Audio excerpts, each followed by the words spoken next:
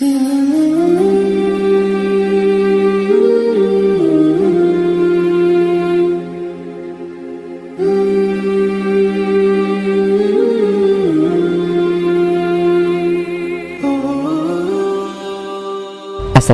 warahmatullahi wabarakatuh. Selamat berjumpa kembali sahabat JMK. Kita bertemu dalam podcast Mutiara Kalbu.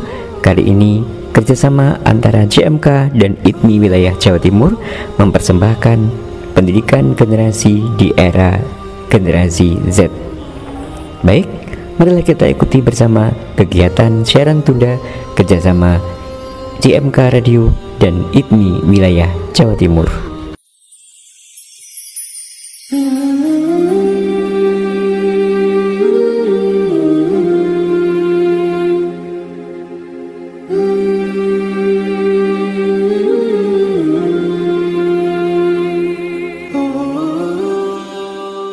Bismillahirrahmanirrahim. Assalamualaikum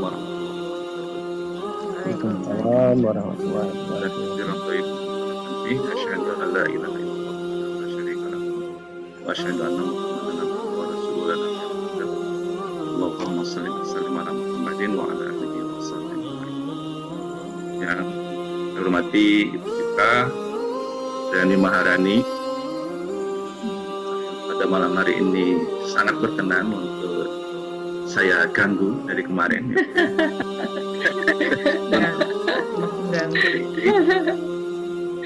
Ini bukan ketua PD Ngawi ini, Bu Citra, jadi saya nggak bisa nolak. Dan pengurus wilayah ITMI Jawa Timur yang saya banggakan seluruh hadirin, baik anggota ITMI, pengurus ITMI, dan lain sebagainya. Meskipun ini masih beberapa gelintir, tapi paling tidak sedikit itu tidak menentukan kualitas yang minim. Justru kalau banyak orang nanti malah nggak berkualitas banyak gitu ya. Ini pembelaan karena pasukannya sedikit, Bu Citra. Baik. Pada malam hari ini kita akan bicara terkait dengan pola parenting dalam Quran apa Islam ya? Saya aku lupa sih. Dalam Al-Quran. Al-Quran, ya, tantangan dan peluang bagi generasi di era generasi Z. Nah, tadi Pak Yanto cukup bagus tadi mempertanyakan, setelah generasi Z ini apa udah nggak ada generasi ya? Ini apa? Z itu terakhir gitu. Terakhir padahal. Nah, ada lagi nanti lah, ada metamorfosis lagi. Nah, nanti Bu Citra mungkin kita berikan apa-apa itu. Dan yang terpenting adalah di bulan Juli Agustus kemarin, ini yang penting perlu kita waspadai. Juli Agustus kemarin ada survei dari Ipsos Global gitu ya. Jadi surveinya itu di 31 negara.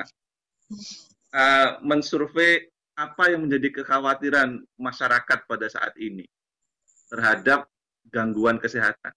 Ternyata nomor satu adalah gangguan kesehatan mental. Nah, anak-anak sekarang ini sering sekali bilang healing, sering sekali bilang, wah kena mental nih, gitu kan. Nah, ini menjadi problem juga bagi perkembangan generasi saat ini. Di Al-Quran, surat An-Nisa ayat 9, Allah itu sudah menegaskan di situ, bahwa jangan sampai kita meninggalkan generasi-generasi yang lemah. Lemah itu bisa lemah ekonomi, bisa lemah dari finansial, lemah dalam ilmu, apalagi lemah dalam mental. Untuk itu perlu pembentukan generasi-generasi yang kuat, apapun itu namanya, apapun itu nomenklaturnya, maka yang terpenting adalah pembentukan generasi yang kuat. Nah, bagaimana kemudian Al-Quran untuk memandang hal itu, apa yang bisa kita lakukan?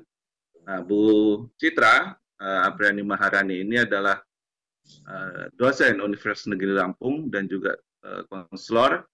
Dan kalau Bapak Ibu perhatikan ada gelar belakangnya itu CHT, CH, wah itu gelar kompetensi terkait dengan hipnoterapi dan gendam ya Bu? Oh, bukan ya? Ya, artinya memiliki banyak kompetensi yang berkaitan dengan psikologi, konseling dan lain sebagainya. Artinya Ibu Citra kali ini memang tepat untuk kita minta ilmunya, berbagi ilmu terkait dengan psikologi, konseling, mental gitu ya. Kemudian bagaimana relasi pola parenting di era saat ini, karena kita ingat ada ungkapan anakmu bukanlah anakmu, tapi anak pada zamannya. Kepada Ibu Citra, saya persilakan untuk memberikan paparan. Assalamualaikum warahmatullahi wabarakatuh. Waalaikumsalam warahmatullahi wabarakatuh. Yang saya hormati Ketua PW IPMI Provinsi Jawa Timur atau yang mewakili. Yang saya hormati Ketua PD IPMI Provinsi Ngawi Jawa Timur atau yang mewakili. Yang terhormat Abdullah Fikri dan juga seluruh pengurus IPMI di beberapa kabupaten se-Jawa Timur. Mohon maaf jika ada kesalahan dalam penyebutan. Serta yang saya hormati Bapak dan Ibu para hadirin yang diberkati oleh Allah Subhanahu wa taala. Mari kita bersyukur atas kehadirat Allah Subhanahu wa taala yang senantiasa memberikan rahmat atau berkatnya sehingga kita dapat bersama-sama mengikuti kegiatan kajian Islami kontemporer PD IPMI Ngawi Jawa Timur. Dan semoga kita dalam keadaan sehat tanpa suatu halangan apapun. Amin ya rabbal alamin. Salawat, beruntaikan salam, mari senantiasa kita haturkan pada guru besar kita, Nabi besar Muhammad SAW, yang selalu kita nantikan syafaatnya di akhirat nanti.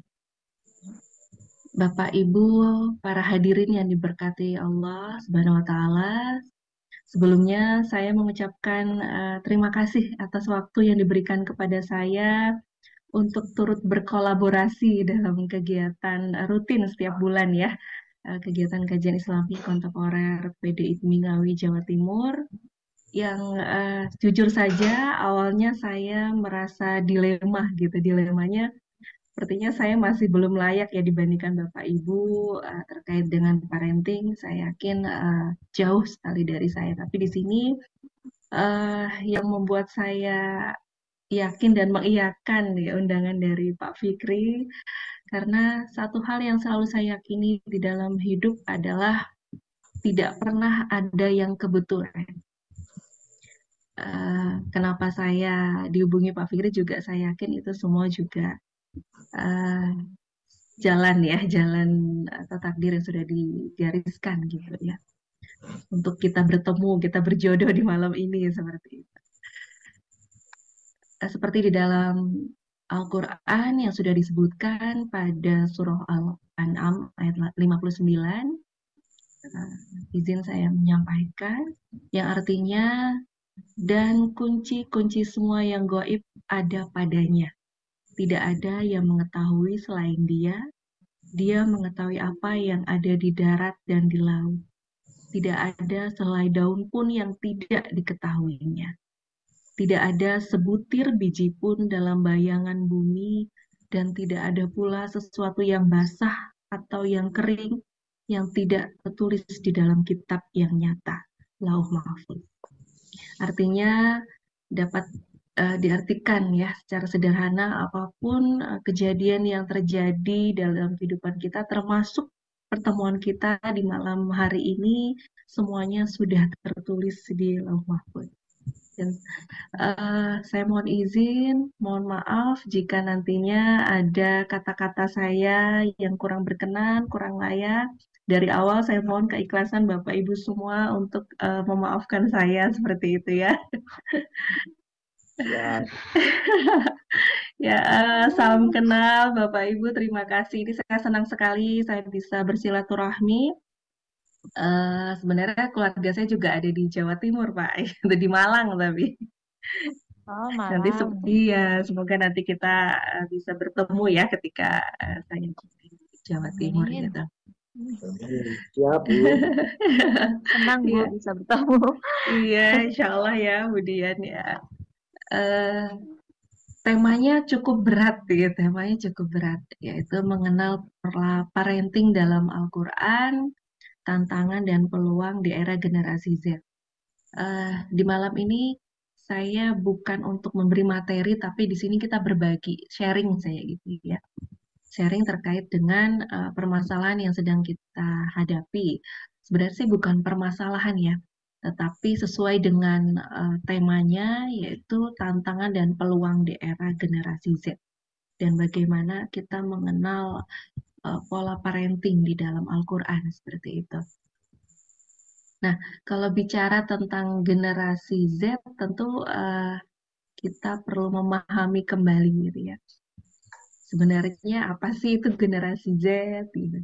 Siapa yang termasuk generasi kolonial dan siapa yang termasuk generasi milenial? Nah, kita yang hadir di sini termasuk yang mana gitu ya? Generasi kolonial atau generasi milenial gitu ya?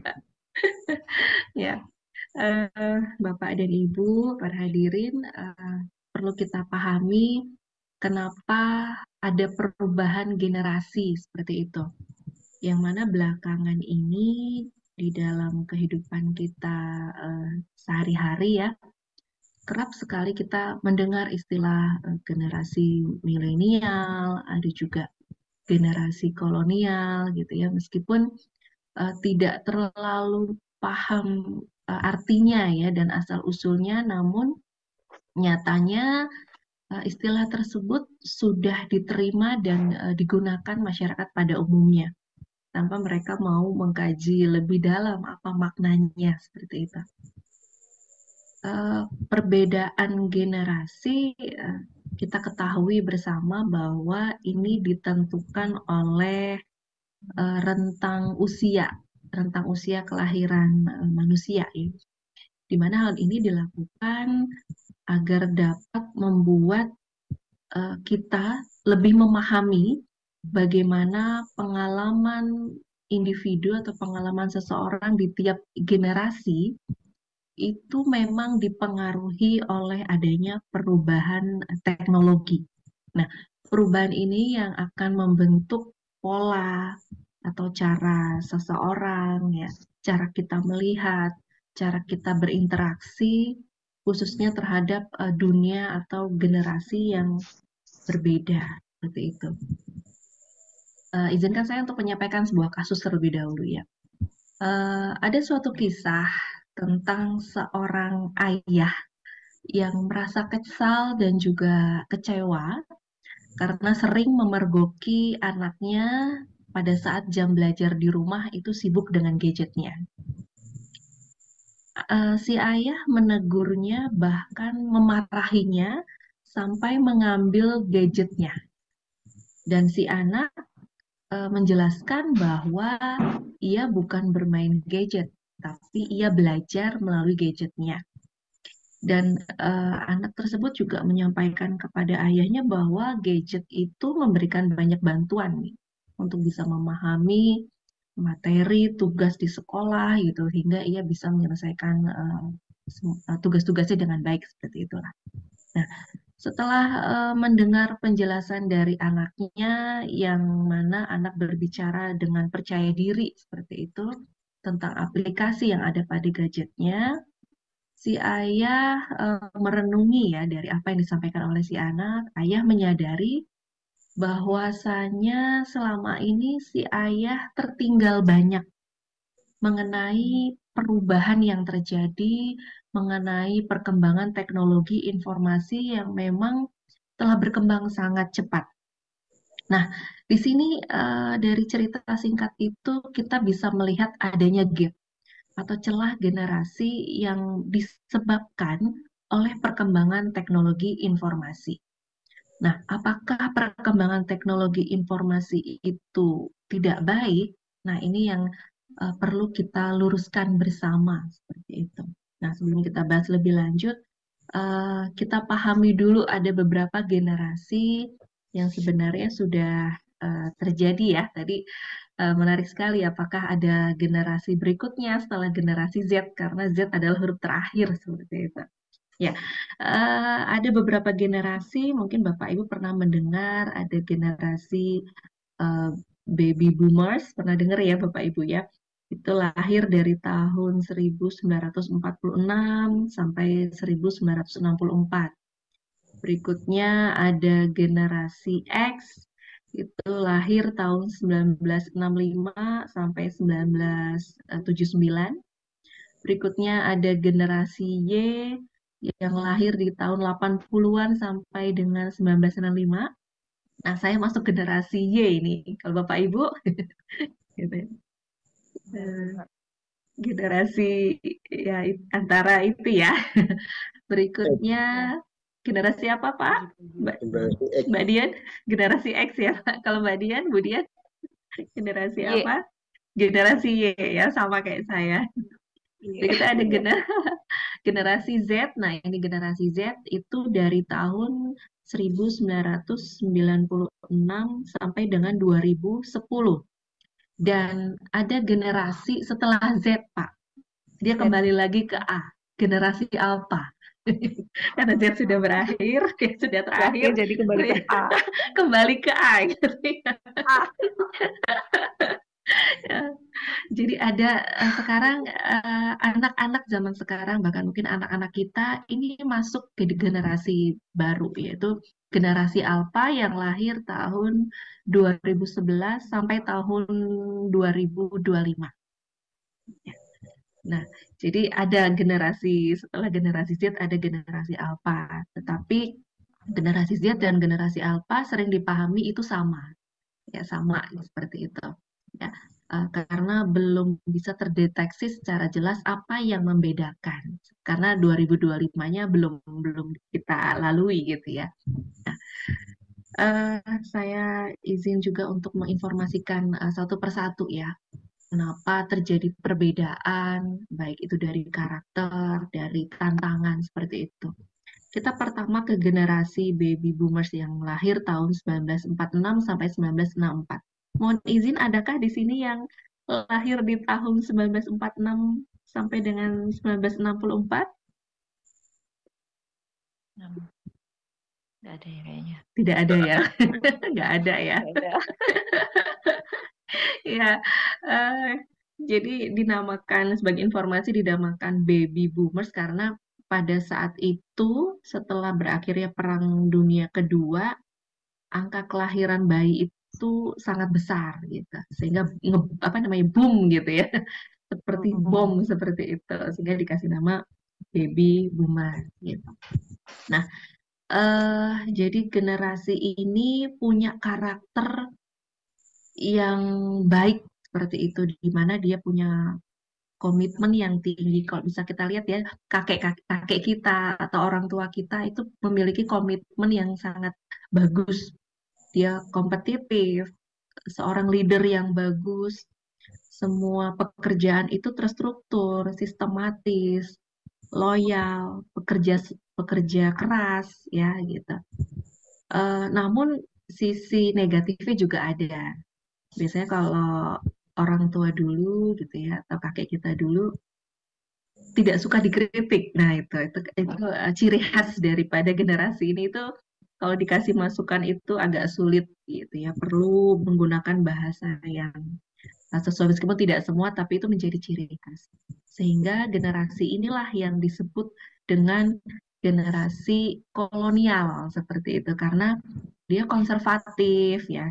Atau kalau kita sering dengar istilah orang tua kolot, kampungan seperti itu ya. Nah, itu disebut dengan generasi baby boomers.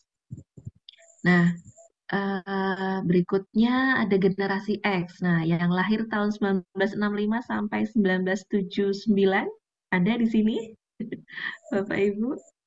Pak Yanto. Oh, ada ya. Pak Yanto ya, Pak Yanto. Ya. Ya. Rahmat. Ya. Di generasi X ini sebenarnya sudah mulai tumbuh ya perkembangan teknologi di saat itu gitu, sudah mulai muncul handphone waktu itu dalam bentuk apa ya namanya, apa ya yang sudah ada laptop yang keluaran yang lama yang tebel itu ya Pak ya. Juga ya, dan mengalami kesulitan ekonomi pada tahun 80-an gitu ya. Nah, Karena itu pada saat itu generasi X punya ciri khas, punya karakter tersendiri. Sebagai generasi yang mandiri, pekerja keras, orientasinya itu pada karir gitu ya. Dia juga fleksibel, dia bisa belajar teknologi dengan baik, logis, banyak akal gitu ya, problem solver. Makanya kalau dibandingkan dengan generasi saat ini, tentu yang generasi X akan membandingkan.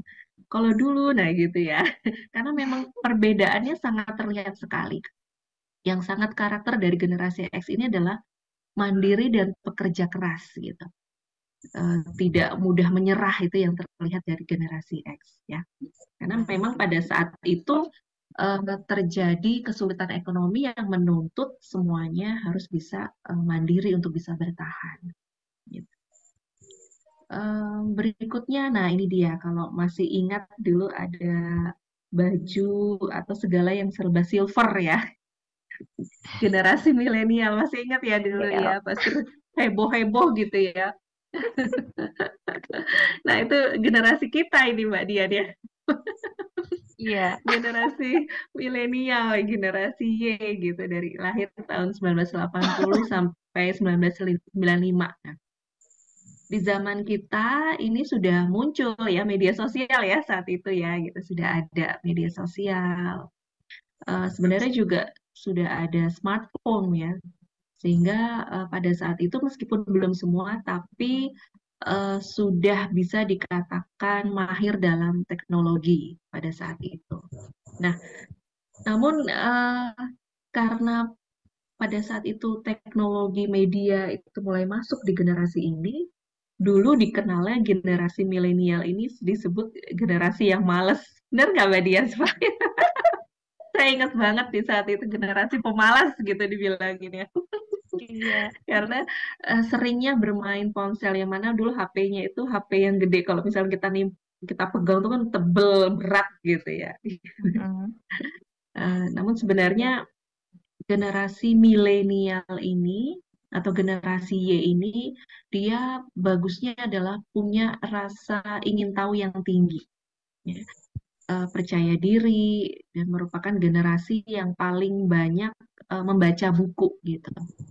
Namun, nah di generasi Y inilah sebenarnya permasalahan mental sudah mulai terlihat gitu ya.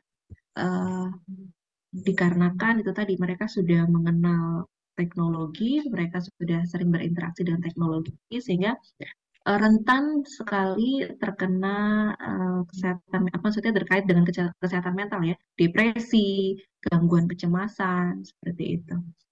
Bisa kita mungkin pernah Bapak Ibu dengar di masa itu rata-rata 25 jam per minggu itu di dunia maya. Dulu itu apa ya, Facebook ya gitu.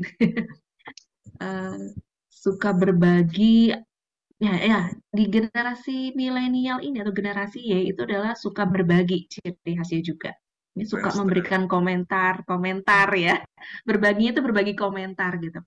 Semua konten yang ditemukan dan dimiliki itu berbagi. Nah, generasi milenial ini melahirkan generasi saat ini, generasi Z gitu ya. Generasi Z. Nah, seperti itu, bisa dibayangkan generasi milenial ya, lahir tahun 80 sampai 95, ketika menikah punya anak generasi Z. Nah, gitu ya. Sehingga generasi ini tidak pernah mengenal kehidupan tanpa teknologi gitu.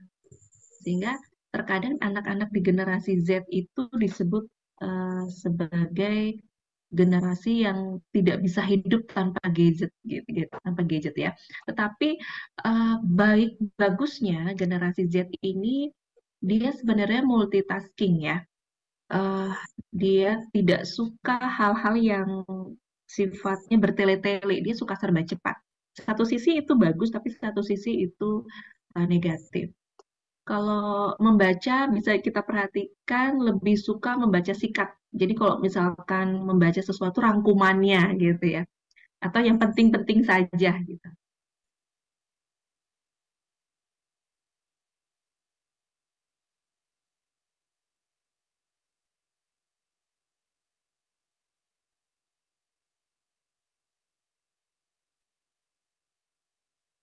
solidaritas tinggi. Saking tingginya kadang-kadang nggak masuk akal gitu.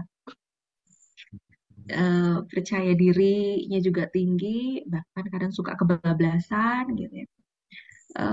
Kadang mempertanyakan otoritas. Ya, mempertanyakan otoritas ini terkadang keluar dari nilai dan norma yang kita miliki. Banyak menggunakan bahasa-bahasa gaul, ya.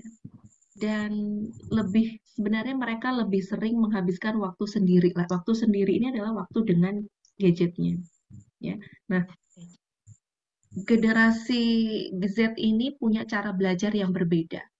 Yang kadangkala kita di atas generasinya itu suka salah paham. Karena memang anak-anak generasi Z ini lebih suka belajar dengan audio visual.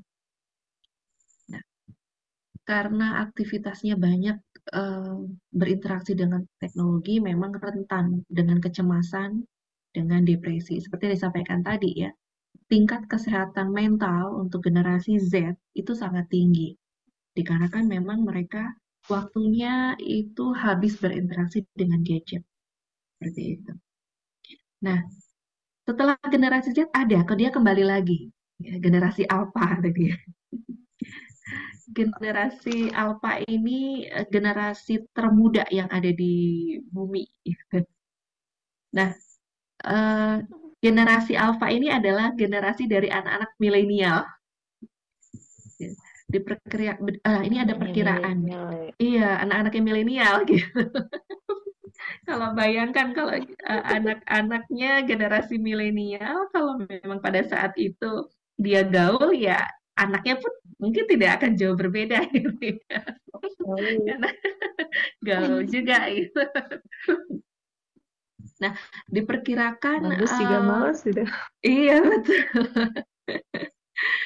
Ya, diperkirakan sekitar 2 miliar ya. 2 miliar pada tahun 2025 itu generasi Alpha itu banyak ya di tahun itu gitu.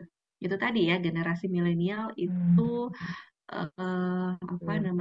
punya pemikiran untuk memperbanyak anak juga ya, sehingga akan banyak generasi Alpha di tahun 2025 ini. Nah, namun perbedaannya adalah diprediksi generasi ini akan memiliki usia hidup paling lama. Jadi diprediksi ya, di luar dari ketentuan Allah ya. Karena mereka punya tingkat kesejahteraan paling tinggi dibandingkan dengan generasi sebelumnya.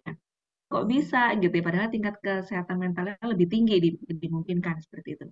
Dikarenakan generasi Alpha itu mereka sudah punya pemikiran, bahkan sekarang sudah terlihat ya, tidak mau punya anak lebih dari 2 gitu. Bahkan diprediksi mereka lebih fokus pada karir, seperti halnya kayak di Jepang ya, di negara itu tidak ingin punya anak gitu, karena dikhawatirkan kesejahteraannya akan terganggu seperti itu. Nah, ini diprediksi itu akan terjadi pada generasi Alpha. Ciri khas dari generasi Alpha, dia itu cerdas. Makanya Bapak Ibu bisa lihat anak-anak zaman sekarang itu lebih cepat nangkep, kritis gitu ya. Dia tidak akan mudah menerima penjelasan yang diberikan oleh orang tua jika tidak disertai dengan fakta atau penjelasan yang baik, atau ngeyel ya gitu ya. Karena ketika kita melarang, kita tidak memberikan informasi secara jelas menurut cara berpikirnya. Sedangkan ketika anak dilarang, kita menginformasikan alasannya apa, tapi itu tidak bisa diterima oleh kemampuan berpikirnya, maka anak akan mengulang kembali seperti itu. Ya. Dan kenapa kesehatan mental pada generasi Alpha akan semakin meningkat? Karena kebanyakan anak-anak berinteraksi di dunia maya. Ya. Sekarang saja sudah terlihat individu yang terlalu banyak berinteraksi dengan dunia maya, maka ia akan merasa yang namanya kesepian dan antisosial. Nah, ketika seseorang merasa kesepian dan antisosial, itu rentan dengan permasalahan-permasalahan yang berhubungan dengan kesehatan mental, depresi, dan lain sebagainya. Seperti itu. Nah, oleh karena itu, kita perlu memahami juga ya karakter dan juga tantangan daripada generasi anak-anak kita nantinya seperti itu. Ada sebenarnya sudah ada beberapa kepribadian daripada generasi Z yang sebenarnya itu baik untuk mereka seperti itu ya.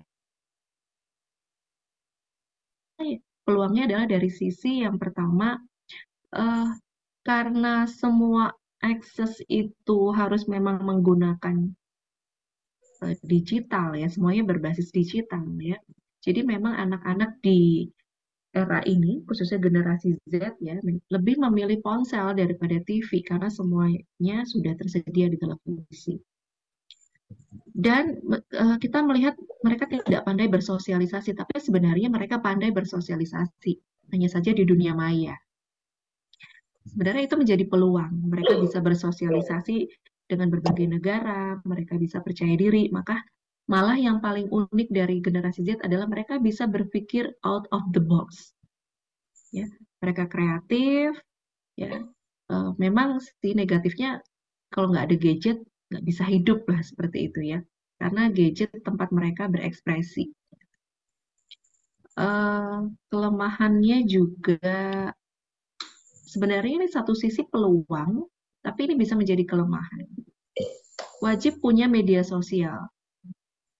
Dikarenakan media sosial itu salah satu cara untuk membina hubungan. Seperti halnya ini kan kita melalui Zoom itu kan bentuk daripada perkembangan teknologi. Akhirnya di sini kita bisa bersilaturahmi. Ya. Dimana kalau misalkan itu tidak terkontrol, nah itu yang menjadi tantangannya. Berikutnya adalah mereka memang tidak loyal. Ya. Tetapi mereka kalau bekerja itu efektif.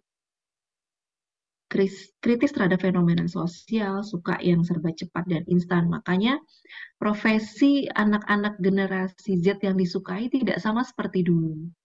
Ya. Mereka lebih suka menjadi konten kreator, YouTuber, selebgram, ya. Karena memang dunianya mengarahkan mereka untuk bisa berimajinasi, sedangkan profesi lainnya menurut mereka tidak. Gitu.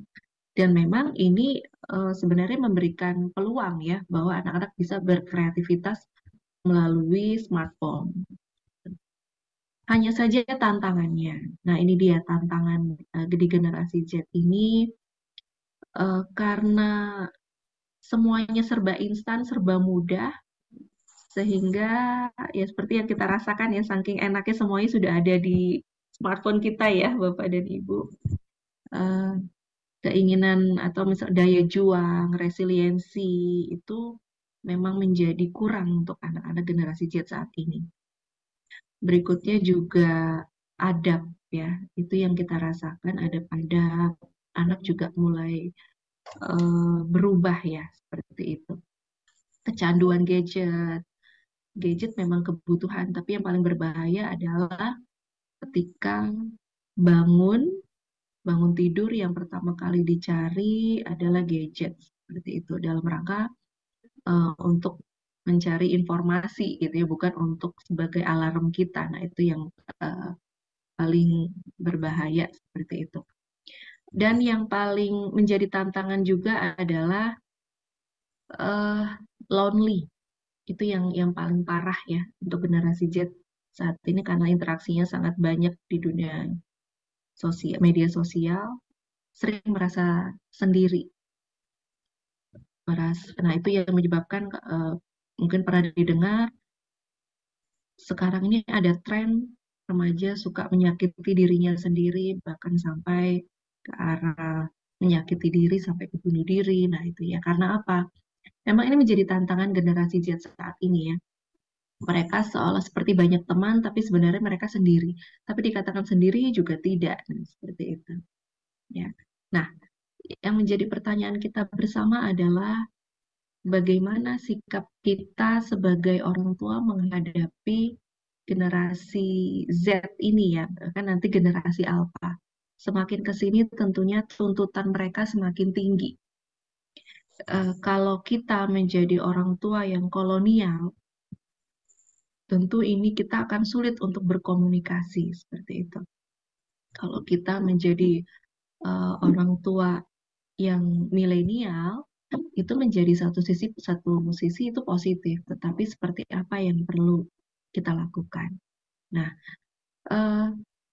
semua kendala yang saya dan mungkin Bapak Ibu di sini sebagai orang tua hadapi terkait anak-anak sebenarnya sudah pernah dialami ya, itulah hebatnya Al-Quran ya. Itu sudah pernah dialami oleh para nabi yang hidup ribuan tahun sebelumnya. Begitu pula dengan solusinya, itu sebenarnya jika kita kaji, Al-Quran telah menceritakan secara lengkap dan komprehensif gitu. Saya tidak bisa menyebutkan semuanya, namun saya bersyukur dengan saya diminta untuk ikut terlibat dalam kegiatan ini, untuk berkolaborasi, saya jadi lebih memahami gitu ya. Dan yang saya paham, kenapa Allah meminta saya gitu ya, menunjuk saya untuk ikut kegiatan ini, biar saya lebih mengkaji kembali gitu, apa saja yang ada di dalam Al-Quran terkait dengan bagaimana sebenarnya sikap kita sebagai orang tua menghadapi generasi ini. Yang pertama adalah surat At-Tahrim ayat 6. Di sini disampaikan, hai orang-orang yang beriman, peliharalah dirimu dan keluargamu dari api neraka yang bahan bakarnya adalah manusia dan batu. Penjaganya malaikat-malaikat yang kasar, keras, dan tidak mendurhakai Allah terhadap apa yang diperintahkannya kepada mereka dan selalu mengerjakan apa yang diperintahkan. Peliharalah dirimu dan keluargamu dari api neraka. Ketika membaca surat ini, yang saya pahami adalah surat ini inti daripada surat ini adalah kita sebagai orang tua, memang di sini kelihatannya terfokusnya pada laki-laki ya gitu. Tapi ini kita bisa pahami untuk orang tua bagaimana kita perlu menjaga sikap dan perilaku kita gitu ya, karena dengan kita memelihara sikap dan memelihara perilaku kita, sebenarnya itu adalah saya agak merinding jadi ininya ya, sikap dan ini adalah contoh nyata untuk anak-anak generasi sekarang yang tidak bisa dinasehati ya, tapi mereka melihat dari apa yang kita sampaikan, baik secara verbal dan apa yang kita lakukan secara nonverbal, dan itu sudah tertuang di surat At-Tahrim ayat 6. Berikutnya adalah di surat Al-Imran ayat 159. Di situ disampaikan gitu. Maka disebabkan rahmat dari Allah lah kamu berlaku lemah lembut terhadap mereka. Sekiranya kamu bersikap keras, lagi berhati kasar, tentulah mereka menjauhkan diri dari sekelilingmu. Tentulah mereka menjauhkan diri dari sekelilingmu.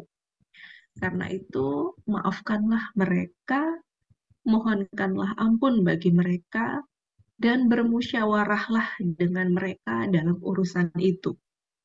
Kemudian apabila kamu telah membulatkan tekad, maka bertawakallah kepada Allah. Sesungguhnya Allah menyukai orang-orang yang bertawakal kepadanya. Nah,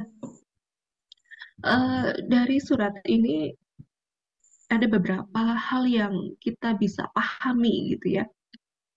Ada beberapa perintah yang sebaiknya dilakukan oleh orang tua kepada anaknya. Yang pertama adalah kembali lagi. Sikap dan perilaku itu dalam bentuk berlaku lemah lembut. Jangan bersikap kasar, karena ketika sikap kasar yang kita tampilkan justru akan membuat anak menjauh. Anak generasi Z tidak bisa dilakukan seperti itu. Dan ini sebenarnya sudah dituangkan ya dalam surat Al-Imran gitu. Jangan bersikap kasar karena itu akan membuat anak menjauh. Dan yang ketiga adalah memaafkan anak, serta bagaimana caranya kita bisa bermusyawarah dengan anak.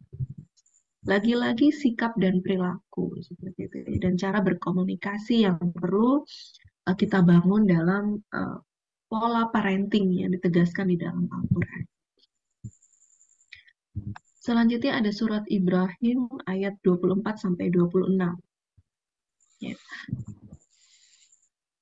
Di sini disampaikan, tidakkah kamu perhatikan bagaimana Allah telah membuat perumpamaan kalimat yang baik, seperti pohon yang baik, akarnya teguh, dan cabangnya menjulang ke langit. Pohon itu memberikan buahnya pada setiap musim dengan seizin Tuhannya. Allah membuat perumpamaan-perumpamaan itu untuk manusia supaya mereka selalu ingat. Dan perumpamaan kalimat yang buruk seperti pohon yang buruk yang telah dicabut dengan akar-akarnya dari permukaan bumi tidak dapat tetap tegak sedikit pun. Dari surat Ibrahim ini menggambarkan bagaimana pola parenting dalam Al-Quran. Itu bagaimana sebaiknya anak-anak itu dididik dengan kalimat yang baik, itu akan tumbuh dan memberikan hasil yang baik pula. Sebaliknya, ketika anak dididik dengan kata-kata yang buruk, maka mereka tidak akan dapat menghasilkan apapun selain keburukan pula. Artinya, lagi-lagi di sini pola parenting yang perlu ditegaskan kembali oleh kita sebagai orang tua adalah jaga lisanmu, jaga sikapmu, seperti itu. Jangan sampai mengeluarkan kata-kata yang justru kata-kata itu akan menjadi keburukan untuk anak. Berikut lagi ditegaskan kembali di surat At-Taghabun ayat 14. Wahai orang-orang yang beriman, sesungguhnya di antara istri-istrimu dan anak-anakmu ada yang menjadi musuh bagimu. Maka berhati-hatilah kamu terhadap mereka. Dan jika kamu maafkan dan kamu santuni serta ampuni mereka, maka sungguh Allah Maha Pengampun, Maha Penyayang. Di dalam surat ini juga ditegaskan, Allah menjelaskan bahwa nantinya ada di antara pasangan kita. Ya, di sini ditegaskan istri dan anak-anak ya, menjadi musuh bagi suami yang mencegahnya berbuat baik, beramal soleh, atau justru menjerumuskannya pada perbuatan maksiat. Inti dari surat ini adalah akan ada konflik yang terjadi, gitu ya. Namanya dalam rumah itu pasti akan ada konflik.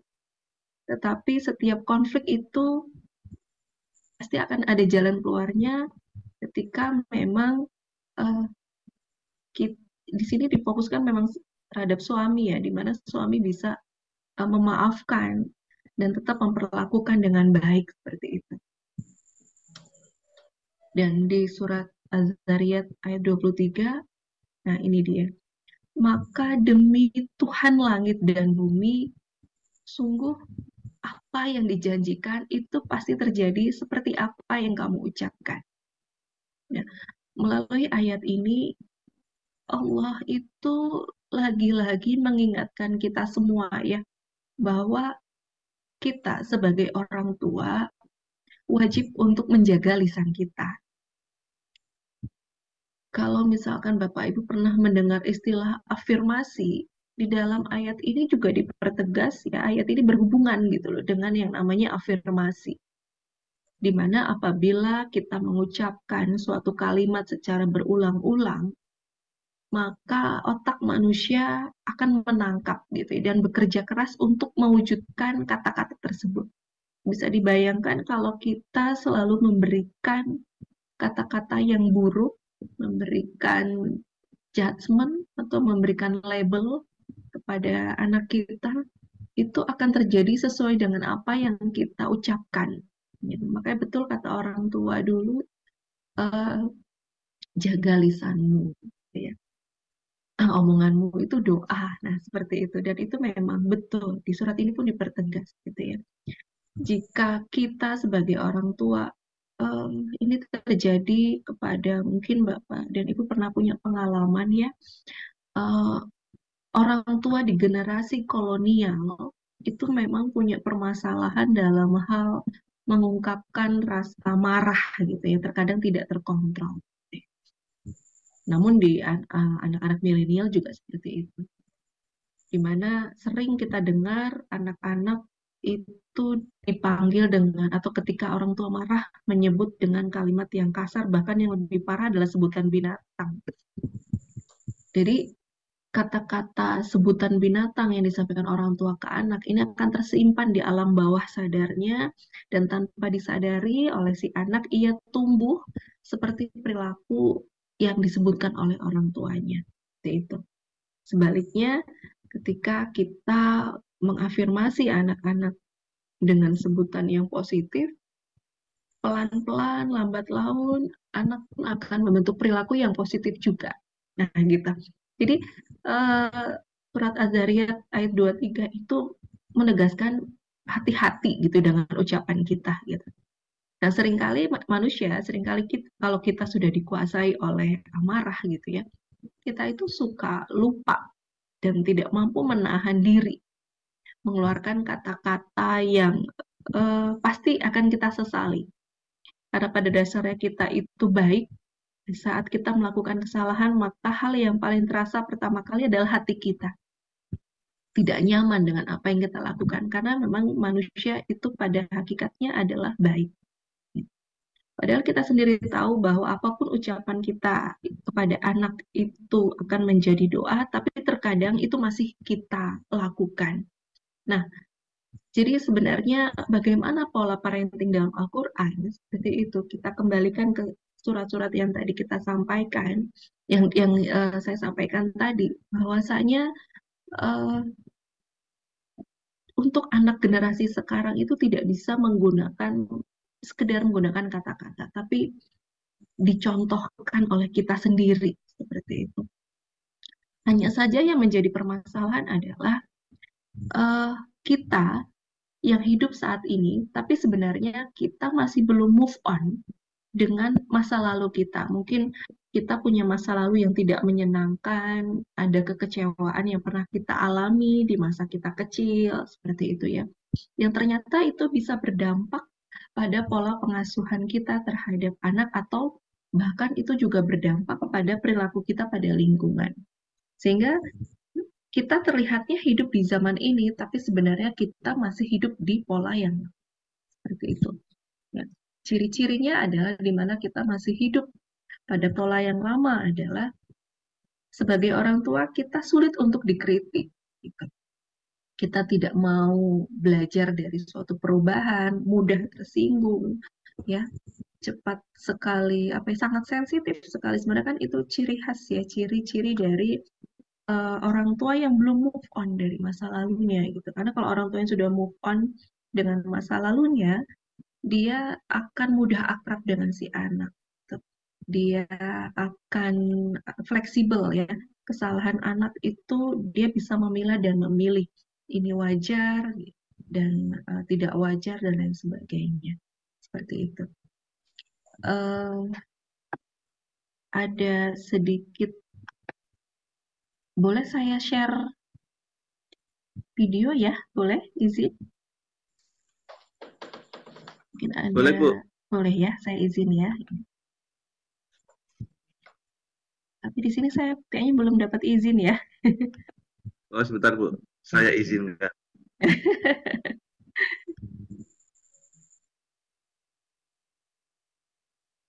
Jujur saja Bapak dan Ibu, sambil Pak Fikri mempersiapkan ya. Tema ini membuat saya itu berinang air mata gitu ya. Mungkin itu yang Allah maksudkan, tidak ada yang kebetulan, karena dengan kegiatan ini saya sangat berterima kasih sekali, karena saya pun akhirnya mengkaji ya dan membaca gitu ya, mempelajari gitu, meskipun tidak banyak, tapi jadi memang semuanya itu sudah ada di dalam Al-Quran yang itu dekat sekali dalam kehidupan kita sehari-hari, seperti itu. Nah, ini saya izin untuk share.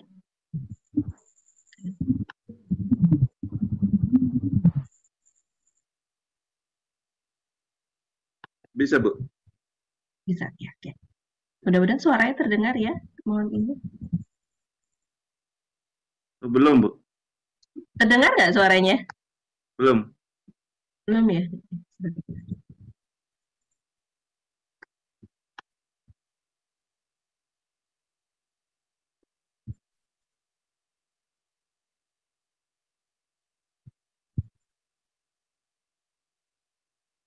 Sudah terdengar suaranya? Ada Belum. suaranya? Belum ya Pak Fikri? Oke. Oh, sebentar. Nih. Belum terdengar, Bu. Belum terdengar ya? Oke, berarti ini saya nggak support ini.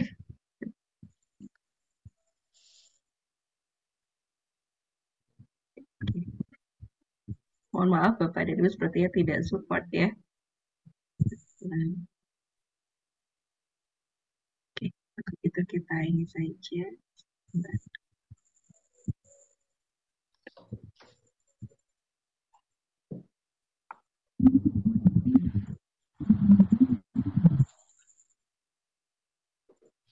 Oke. Jadi sebenarnya saya ingin berbagi informasi ya terkait dengan jadi pola asuh yang seperti yang saya sampaikan tadi yang ada dalam Al-Quran gitu ya. Video itu menjelaskan bahwasanya untuk anak generasi saat ini sebenarnya perilaku anak itu tergantung dari bagaimana kualitas hubungan kita dengan anak seperti itu. Jadi ketika kita ingin karakter anak sesuai dengan harapan kita, maka bagaimana kita bisa menciptakan hubungan yang berkualitas dengan diri kita dan juga dengan anak. Tapi yang paling penting di sini adalah bagaimana kita meyakini diri kita sendiri bahwa kita perlu mensugesti dan mengafirmasi diri kita sendiri bahwasanya kita yang paling penting adalah itu tadi ya kita tidak, saya juga tidak pernah tahu background Bapak Ibu di masa lalu atau seperti apa begitu ya. Tapi kita perlu juga move on dari hal-hal yang kadang-kala membuat kita terbelenggu atau terkungkung yang seringkali tidak kita sadari itu muncul dari emosi kita. Ya. Sedangkan sudah disampaikan lisan kita, sikap kita itu adalah hal yang penting untuk bisa mendampingi ya. Karena kan pada prinsipnya anak itu bukan milik kita, tapi bagaimana kita bisa mendampingi mereka agar mereka bisa menjalani hidupnya sesuai dengan perkembangannya. Nah, di sini kita mendampingi dengan dalam bentuk contoh secara lisan ataupun dengan baik itu lisan ataupun dengan perlakuan kita terhadap anak seperti itu. Nah, dengan adanya perbedaan generasi, tentu itu akan dekat dengan namanya konflik. Betul ya, Bapak Ibu ya? Pasti pernah berkonflik ya? Adakah yang tidak pernah berkonflik?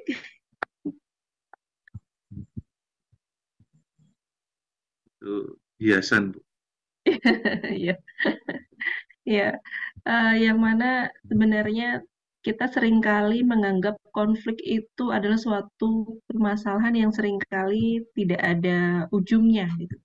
Padahal ternyata perbedaan keinginan dan pandangan anak tentang suatu batasan, nilai-nilai, serta kedisiplinan itu ya yang orang tua terapkan itu bisa menimbulkan konflik. Nah, konflik ini seringkali memang ada gap antara generasi.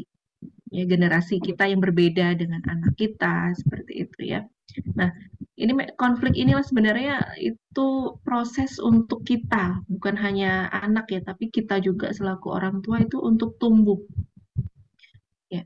Nah, dilihat dari sisi sikap dan perlakuan orang tua gitu, anak dan orang tua itu sering timbul konflik karena orang tua atau kita seringkali menggunakan pengalaman masa kecil kita tanpa kita sadari, kita sering menggunakan pengalaman masa kecil kita sebagai patokan utama dan petunjuk utama menghadapi tingkah laku anak. Padahal keduanya berada pada titik dan daur kehidupan yang berbeda. Namun akan berbeda kalau kita kembalikan sesuai dengan syariat seperti itu.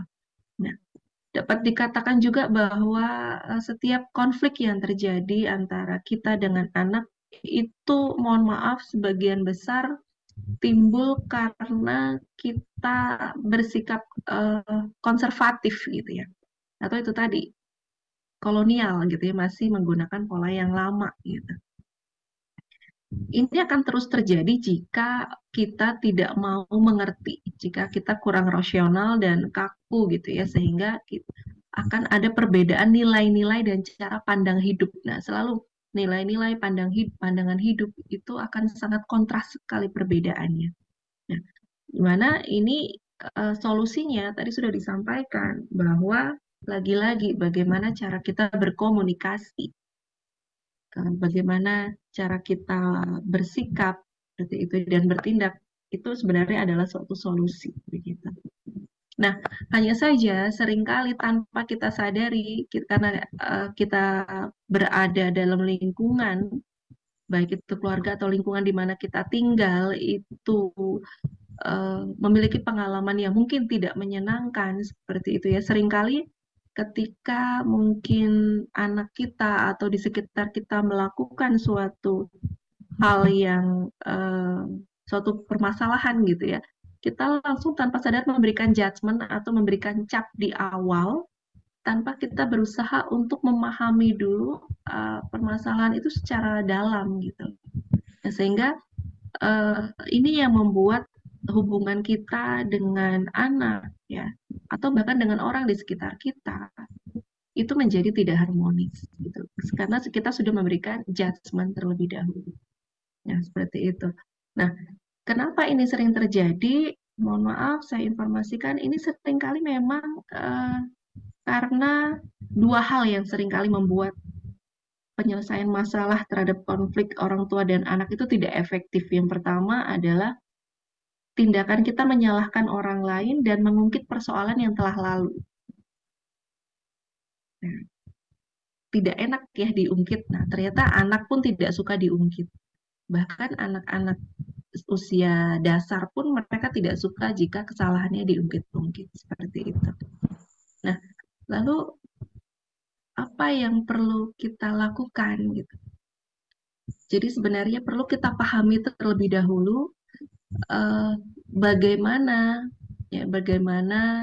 kita membina hubungan yang meskipun waktu kita misalkan tidak banyak, tapi bagaimana kita bisa memanfaatkan waktu yang berkualitas untuk membina hubungan, karena bertemu setiap hari pun itu juga tidak menjamin membina hubungan yang berkualitas, tapi bagaimana quality time dengan anak gitu, dengan orang sekitar itu sebenarnya bisa membantu seperti itu.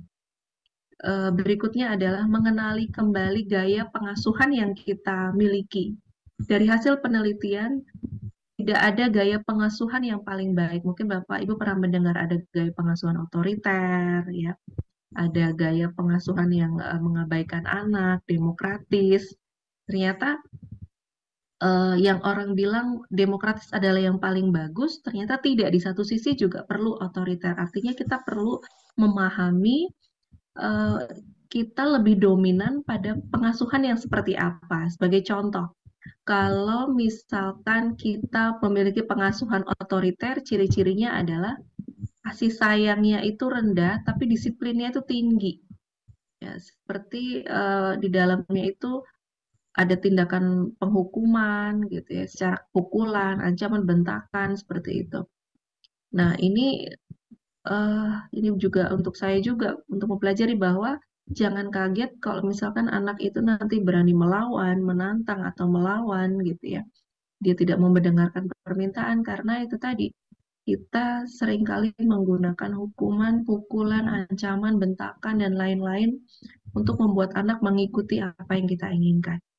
Itu disebut dengan kasih sayang rendah tapi disiplin tinggi. Namun ada juga pengasuhan yang mengabaikan anak gitu.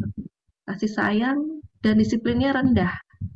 Jadi anak dibiarkan saja dia mau apa gitu, tapi tidak diberikan dukungan dan juga pengarahan gitu. Jadi anak itu akan bingung dia salah atau tidak, dia nggak tahu gitu ya.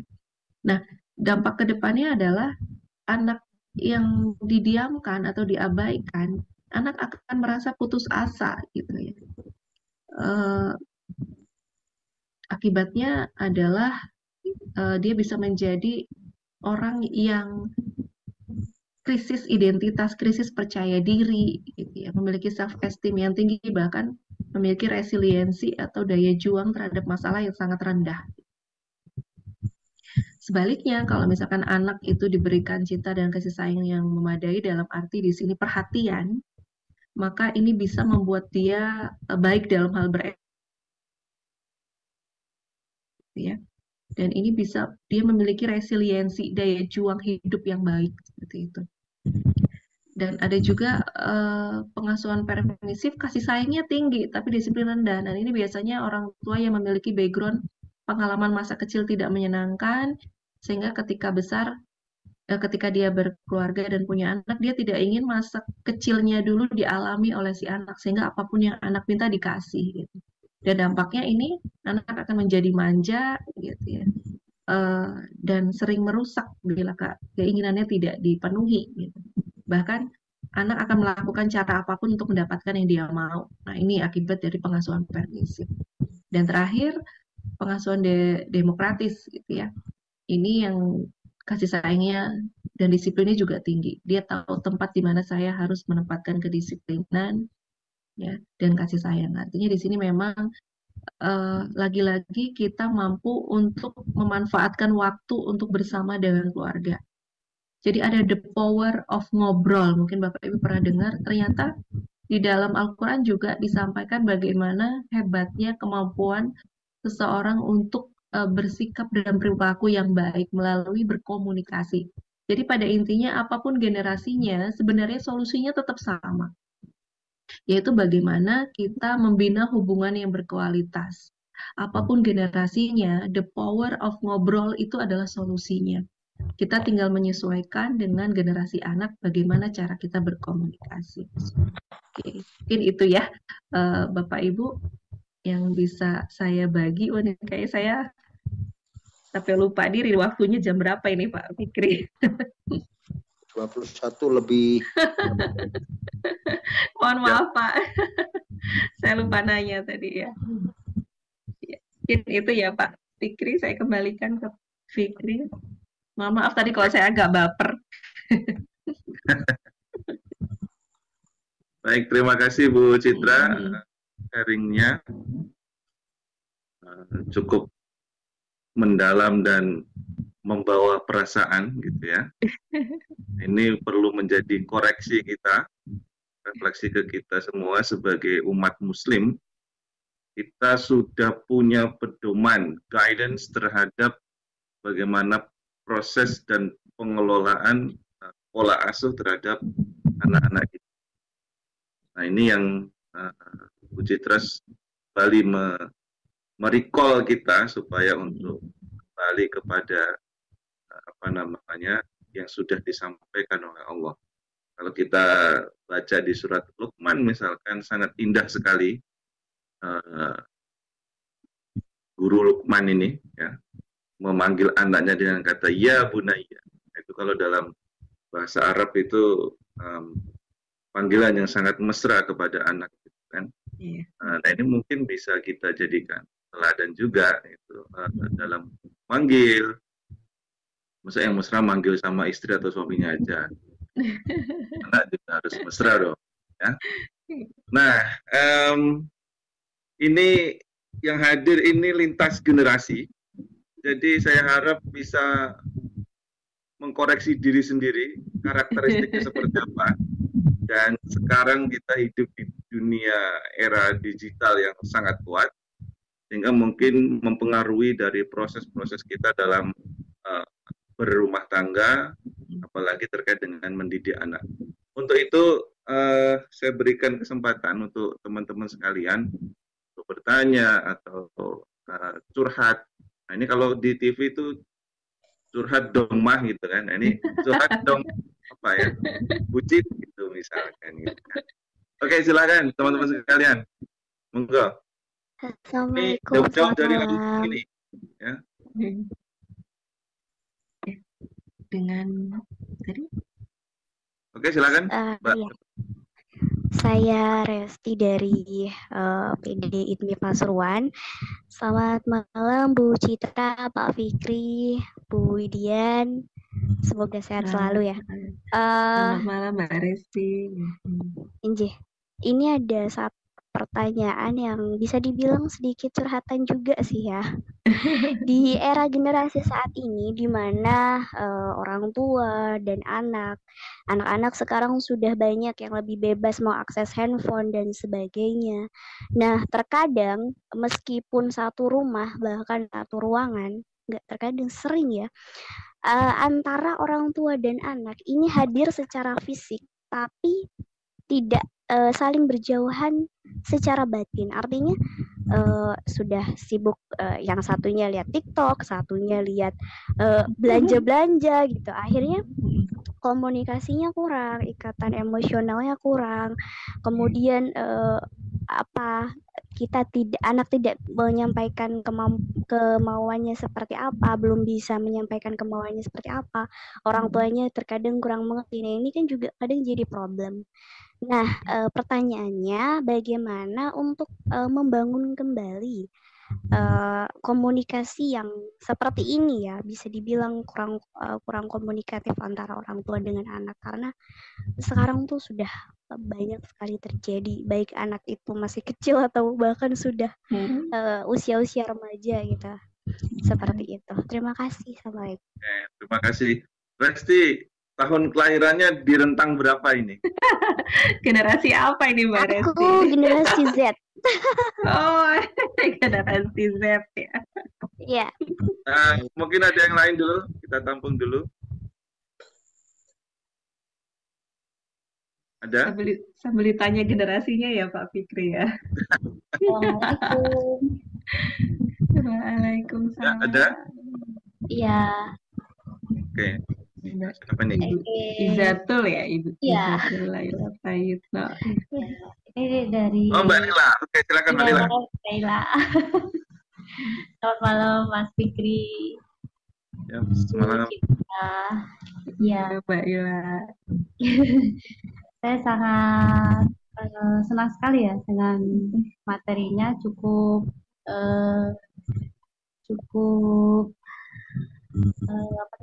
dibilang cukup bagus dan mengena bagi semua generasi gitu. Saya ingin tanya satu hal sebenarnya. Kebetulan saya adalah seorang ibu dengan 3 orang anak. Masya Allah. Ya, terus dengan usia yang hampir berdekatan dengan anak satu dengan yang lainnya, rata-rata jarak anak saya dengan satu dan yang lainnya 2-3 tahun. Nah, kebetulan yang saya alami itu adalah bagaimana cara kita untuk mengontrol emosi kita sebagai seorang ibu terhadap anaknya, karena terkadang yang saya alami, karena mungkin saya terlalu capek bekerja, terus terlalu lelah, sehingga ketika tahu anak berbuat sesuatu, terkadang tanpa saya sadari itu ada terjadi ke saya, itu terkadang saya harus marah-marah ke anak dan sampai kadang membentak anak sendiri gitu, walaupun sebenarnya ketika sudah selesai itu timbul rasa penyesalan ya, kenapa saya melakukan seperti itu. Nah, yang saya tanyakan bagaimana kita untuk mengontrol emosi kita ketika menghadapi anak-anak kita. Itu yang pertama. Yang kedua adalah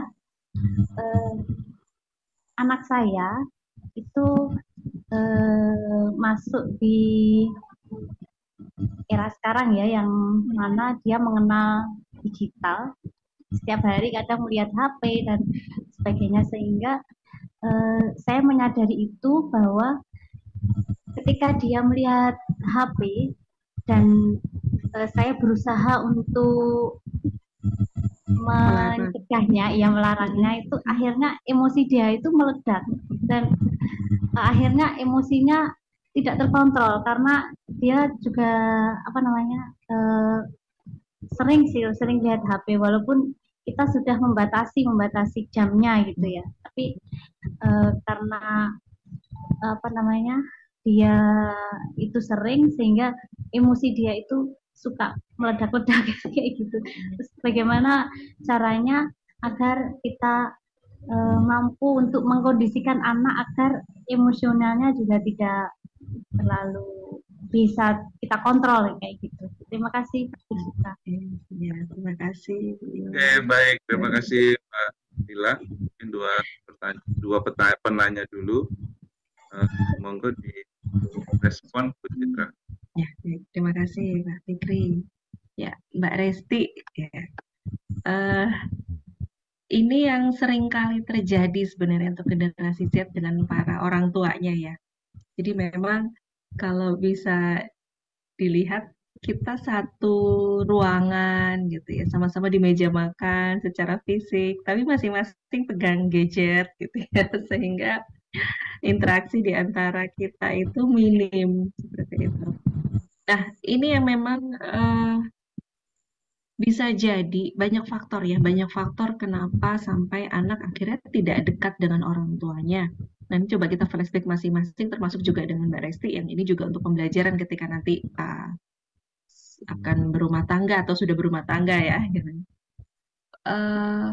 Pada saat kita kumpul dengan anak, itu kita seringnya menceramahi, gitu ya, memberikan nasihat, atau kita seperti teman gitu dengan anak. Ternyata survei membuktikan ketika orang tua berkumpul dengan anak, orang tua lebih banyak memberikan nasihat. Ya. Nasihat itu, maka tadi saya katakan the power of ngobrol. Ngobrol sama nasihat itu sangat berbeda. Kalau nasihat itu kan identik dengan memberikan saran, menceramahi gitu ya. Jadi ada memang kapasitas pendengaran kita itu kalau selalu dikasih nasihat, itu cenderung akan menolak gitu. Nah, ketika kita bersama keluarga kita kumpul, tapi di dalam interaksi itu lebih banyak nasihat yang dikasih dibandingkan bercanda ria tanpa ada maksudnya di sini bukan tidak ada batas ya, tetapi orang tua tidak menjadikan ajang kumpul sebagai ajang memberi nasihat atau memberi ceramah. Tapi kumpul dengan keluarga itu adalah momen memang untuk membina hubungan yang harmonis, sehingga tidak ada memberikan judgement, tidak memberikan kamu salah, kamu itu, tidak. Tapi memang betul-betul membina hubungan yang berkualitas. Nah, kalau seperti itu saya yakin sekali semua anak akan nyaman bersama dengan orang tuanya. Tetapi yang terjadi adalah ketika berkumpul tanpa sadar, gimana tadi? Jangan kayak gitu. Gak boleh kayak begitu, ingat pesan Bapak, ingat. Tanpa kita sadari, kita memberikan nasihat ceramah yang tentu saja untuk anak-anak zaman sekarang, untuk generasi Z, itu adalah hal yang tidak menyenangkan. Bukan mereka tidak suka diceramahi ya, tapi mereka itu pada dasarnya mereka mau mendengar, hanya saja perlu waktu yang tepat. Jadi ketika memang momennya berkumpul, harusnya tidak ada gitu ya, situasi seperti itu. Lalu bagaimana caranya? Karena ini Resti yang bertanya di mana posisinya adalah sebagai anak, artinya kan di sini yang perlu berubah adalah Resti ya. Betul ya Mbak Resti ya? Sebagai anak kan ya Mbak Resti? Ya, Mbak Resti sebagai anak kan posisinya ya? Iya, sebagai anak. Ya, oke. Berarti di sini yang bisa mengubah suasana itu adalah Mbak Resti. Nah, Bapak dan Ibu, ternyata humor itu adalah skill. Selera humor adalah skill. Artinya di sini Mbak Resti, meskipun sebagai anak, bisa menciptakan itu. Ketika pada saat berkumpul, fisiknya ada, tetapi masing-masing seperti itu. Mbak Resti yang bisa memulai. Cepatin HP yuk. Gitu. Ih, nggak asik banget sih, ayo dong, cepatin HP-nya, kita ngobrol yuk. Nah, itu bisa dimulai dari Mbak Resti sebagai anak. Untuk awalnya mungkin saya nggak tahu orang tuanya Mbak Resti ini masuk generasi apa ya, gitu. masuk generasi mana. Kalau generasi milenial tidak akan terlalu sulit gitu. Tetapi akan kesulitan jika orang tua Mbak Resti yang generasi milenial punya orang tua yang generasi kolonial yang memang orang tua dari ayahnya atau ibunya Mbak Resti itu memang punya cara didik yang kaku. Nah, gitu. Nah, itu bisa membuat ayahnya Mbak Resti pun sama gitu. Karena kita tidak akan jauh berbeda dengan cara orang tua kita mendidik kita. Nah, artinya di sini Mbak Resti perlu pahami itu. Nah, kalau memang tipikal orang tua Mbak Resti kaku, berarti dari anaknya. Gitu ya Mbak Resti. Nah, Mbak Resti saya tanya dulu, Mbak Resti ini tipikal anak yang mudah bercanda atau cenderung pendiam, yang sulit untuk bercanda dengan keluarga?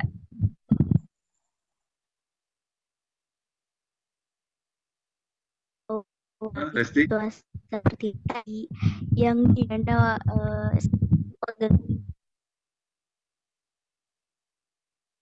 Suaranya ya. Kurang jelas, Resti. Bisa diulang? Yang suka bercanda atau...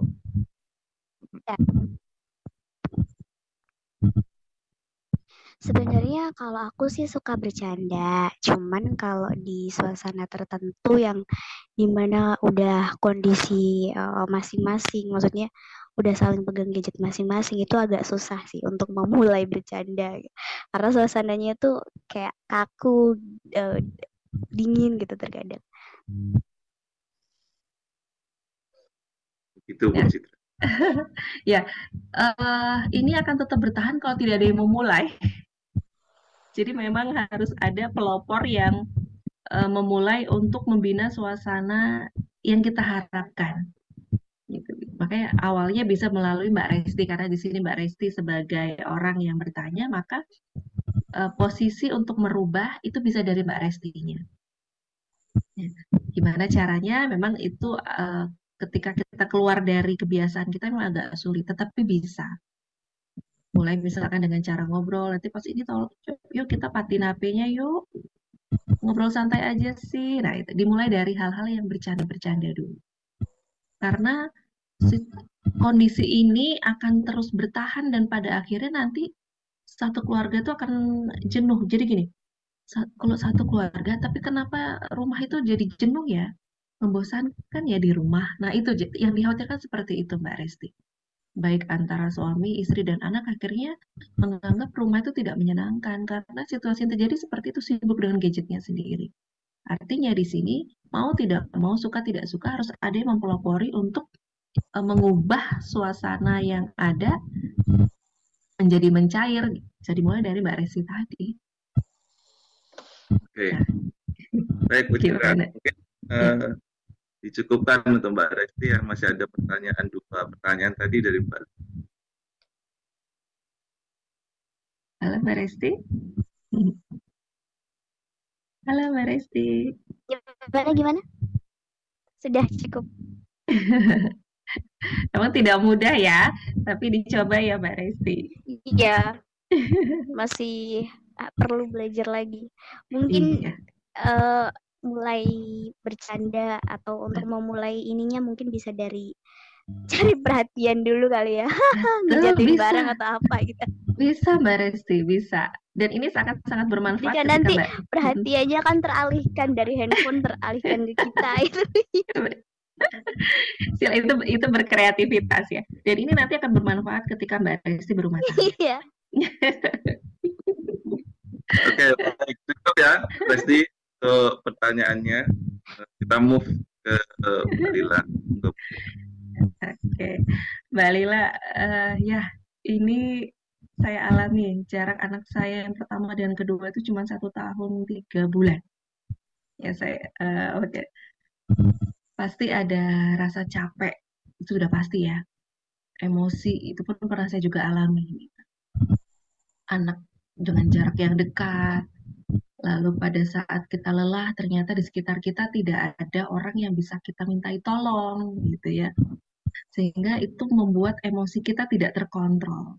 Bahkan tidak menutup kemungkinan sampai mencubit atau memukul gitu ya. Karena saking lelahnya gitu. Akhirnya ketika lelah kan memang rentan ya dengan emosi seperti itu. Apa yang harus dilakukan untuk emosi? Nah, ini hal yang harus dilakukan adalah kalau memang anaknya masih kecil, maka jika ada orang lain selain kita, jika ada orang dewasa selain kita, maka siapa orang dewasa yang ada di rumah kita perlu kita ajak bekerja sama. Nah, pertanyaan saya kepada Mbak Ila, adakah orang dewasa lainnya yang ada di sekitar Mbak Ila? Ada, cuman ayahnya anak-anak. Nah, oke, ayahnya anak-anak. Ya, usia anak-anak masih kecil-kecil ya Mbak Ila? Enggak juga, yang kecil usia 4 tahun kurang. Ya, oke. Yang pertama? 4 tahun kurang 3 bulan. 3 tahun lebih. Nah, oke. Ini kan memang lagi masa-masanya ya, anak-anak. Betul-betul kita perlu usus panjang istilahnya ya.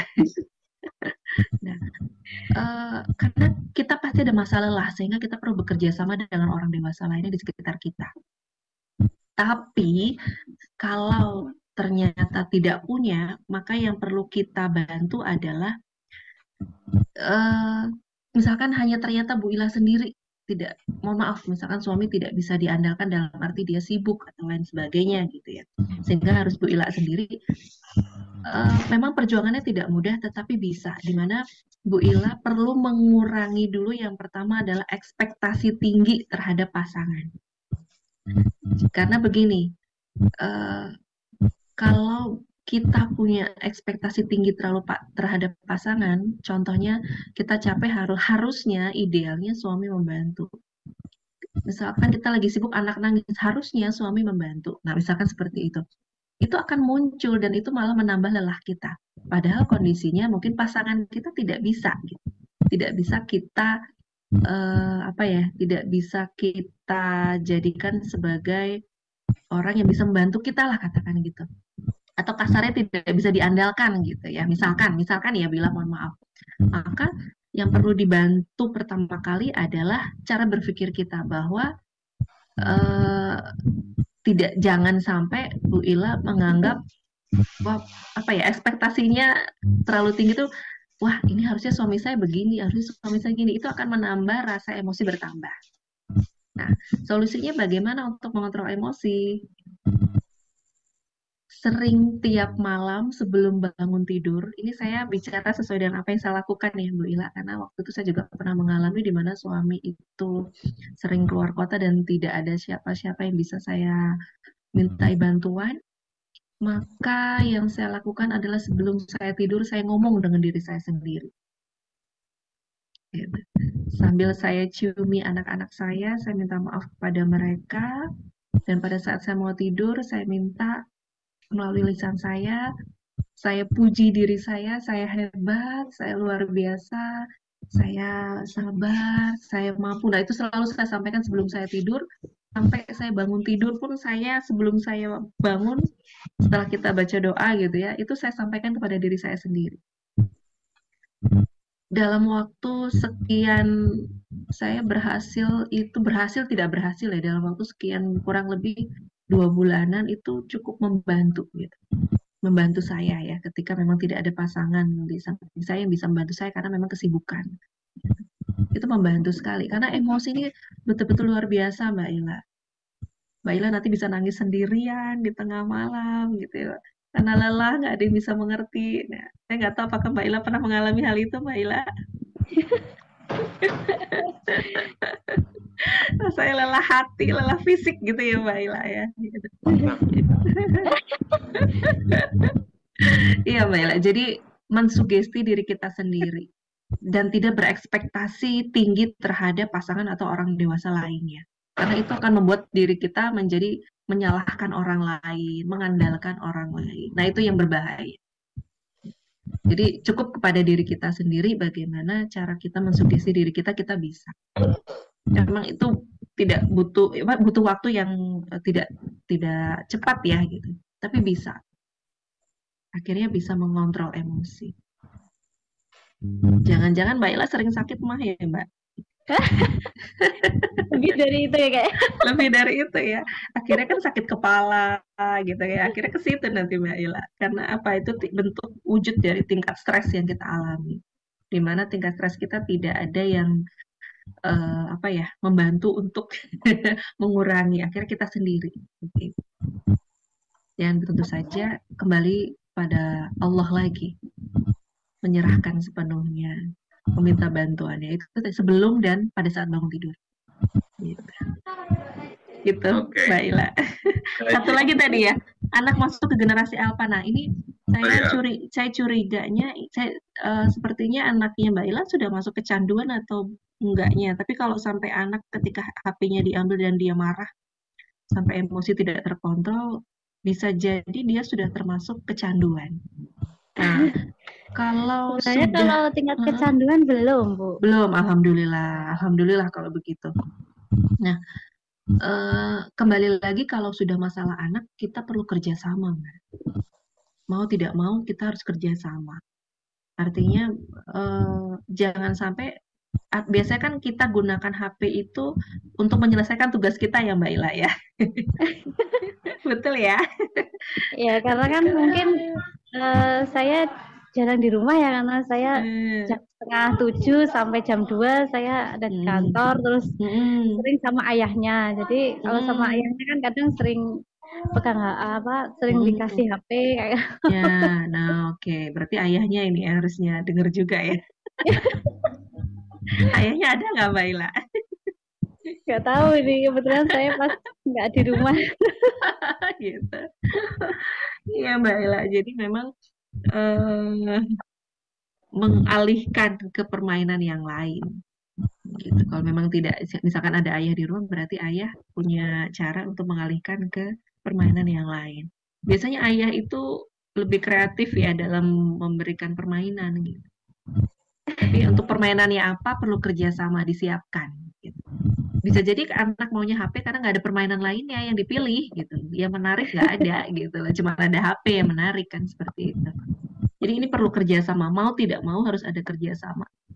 Siapa yang di rumah atau siapa yang menyiapkan makanan, mainan, nah itu perlu kerjasama Mbak. Seperti itu. Untuk menggantikan HP ke permainan lainnya. Itu Mbak Ila. Karena mau tidak mau itu harus dilakukan. Oke. Mbak Ila? Oke, udah cukup. Terima kasih, Mbak. Ya. Resep dari Bu Citra itu juga cocok untuk pasangannya LDR ya Bu Citra ya. Iya. Mohon maaf ya Pak Fikri. Mengalami ini. Saya nggak bermaksud menyindir loh ya. Oke, baik. Ternyata asik juga bicara terkait dengan Tumpah Matahari ini. Tapi sudah 9:30 lebih 5 menit ini. Iya, agak kerasa ya. Sepertinya kajian ITMI yang paling lama ya. Mohon maaf Bapak Ibu. Yang dilakukan. Tapi nggak apa-apa, Bu. Ini menarik antar generasi dan pola asuh, karena ternyata nanti tingkat stres itu tidak hanya dialami oleh generasi Z, tapi orang tua generasi Z itu juga stres juga itu. Iya, betul. Tidak stresnya itu. Oke, baik. Mohon maaf teman-teman sekalian yang mungkin ada yang mau bertanya, saya cukupkan terlebih dahulu ya. Nanti kalau memang perlu ada sesi lanjutan, nanti kita bisa kontak Bu Citra lagi kan? Ya, insya Allah dengan senang hati. Terima kasih ini bisa bersilaturahmi. Mungkin ada closing statement dari Bu Citra. Iya, mohon izin. Oke, baik. Terima kasih Bapak dan Ibu. Saya bicara dari hati saya ya. Gara-gara kegiatan ini terus terang banyak yang membuat saya betul-betul belajar mengubah pola pikir serta cara bersikap melalui kajian-kajian Al-Quran yang saya sampaikan tadi. Gara-gara kegiatan ini juga sebagai orang tua itu saya semakin menyadari ya, seharusnya saya juga memudahkan tugas-tugas daripada anak-anak saya meskipun masih kecil, bagaimana mereka bisa bersikap hormat kepada saya, berbakti sesuai dengan usianya gitu ya. Tapi bagaimana mereka bisa berbakti sesuai dengan usianya kalau saya sendiri sebagai orang tua tidak menyenangkan bagi mereka, justru saya malah menyebalkan bagi mereka, seperti itu. Bagaimana saya berkata-kata, sebagaimana saya bersikap, itu harusnya saya olah gitu ya. Dan yang perlu dipahami jahat, tidak ada anak-anak dengan sebutan negatif lainnya. Yang ada itu hanyalah anak-anak yang diperlakukan secara keliru oleh orang tuanya yang belum move on dari masa lalunya gitu ya. Bila seorang anak melakukan kesalahan, maka orang pertama yang bertanggung jawab akan hal itu adalah kita sebagai orang tuanya. Oleh karena itu, mengembalikan kembali pola parenting sesuai dengan ajaran agama kita, sesuai dengan Al-Quran, itu sangat penting. Mungkin itu saja, Pak Fikri. Terima kasih. Oke, baik. Terima kasih, Bu Citra. Terima kasih yang setinggi-tingginya kepada Bu Citra atas sharing. Mudah-mudahan kita bisa mengimplementasikan karena sudah dibantu oleh Bu Citra untuk merecall apa yang menjadi ajaran dari kitab suci kita, dan pada prinsipnya bahwa Nabi Muhammad sudah dideklar oleh Allah bahwa beliau innaka la'ala khuluqin azim. Jadi ada akhlak yang tinggi di dalam Rasul Muhammad SAW untuk kita jadikan tauladan, dan juga bersamaan dengan itu menjadi tauladan dalam hal pengasuhan. Nah, mungkin itu yang bisa saya sampaikan, dan saya sebagai ya temannya Bu Citra dalam diskusi ini gitu ya,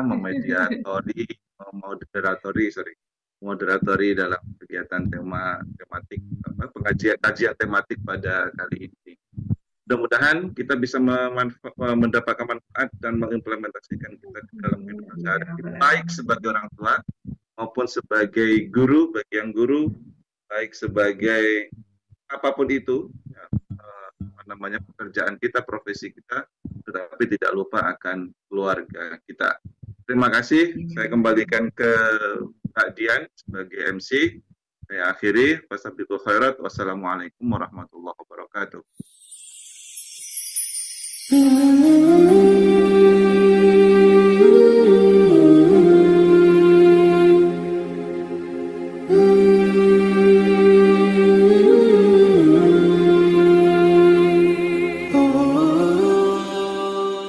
Demikian tadi Sobat JMK, podcast hasil kerjasama antara JMK Radio dan ITMI Wilayah Jawa Timur, mengetengahkan topik membimbing generasi di era generasi Z.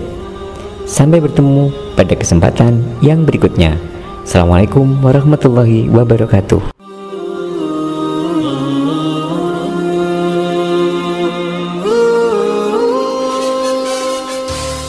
Terima kasih